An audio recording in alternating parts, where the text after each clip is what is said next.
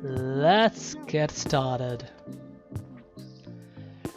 It's relatively easy to deactivate Reddit account. I'm gonna show you step by step. So first open Reddit on your web browser. After opening Reddit, click the top right button and go to your user settings. After getting into user settings, when you're in, you'll automatically put into account settings, and from account settings, if you scroll down, you'll see an option named Deactivate Account. And if you click Deactivate Account,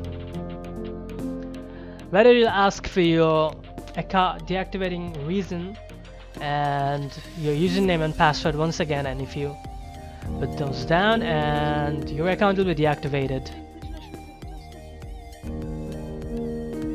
And after putting down all the information you've been asked to put, if you just click deactivate, your account will be deactivated.